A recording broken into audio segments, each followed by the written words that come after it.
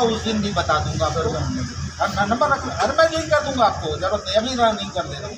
क्या तेरे मोबाइल ला रहे अभी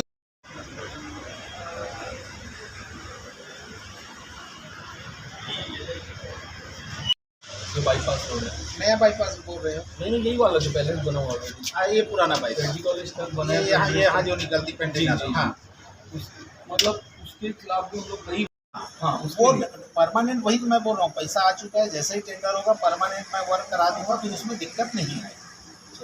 वो उसको मैं कापी भी दे दूंगा, वाट्सएप नंबर सेव कर लूंगा, आपका जो सेंक्शन लेटर है उसको भी मैं व्हाट्सएप करके आपको बता दूंगा। सर ये व्हाट्सएप नंबर। हाँ तो टेम्परेरी अभी काम चालू करूंगा, उस दिन भी बता दूंगा। ये वेच है ना, गड्ढा वड्ढा है, उसको मैं करा दूंगा, ये मेरी आश्वासन और करके दूंगा। हम लोग को 7 दिन का था, लेकिन अब आपके आश्वासन में हम 10 दिन आपका नंबर दे दो, मैं आपको फोन करके बता दूंगा। कौन सा नंबर है आपका?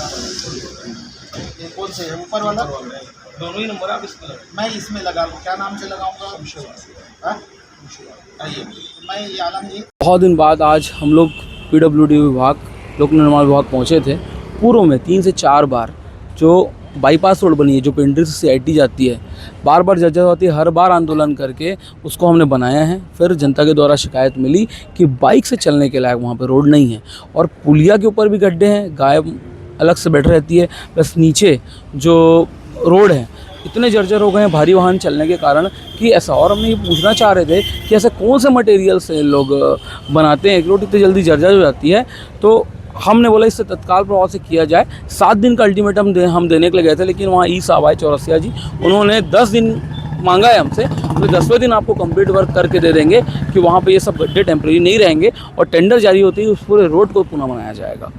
नहीं होता है 10 दिन, नहीं होता है 10 दिन के अंदर तो जोगी कांग्रेस उग्र प्रदर्शन करेगी। तो नाम बताया। शमशुर आलम, कार्यकारी प्रदेश अध्यक्ष, अजीत जोगी युवा मोर्चा।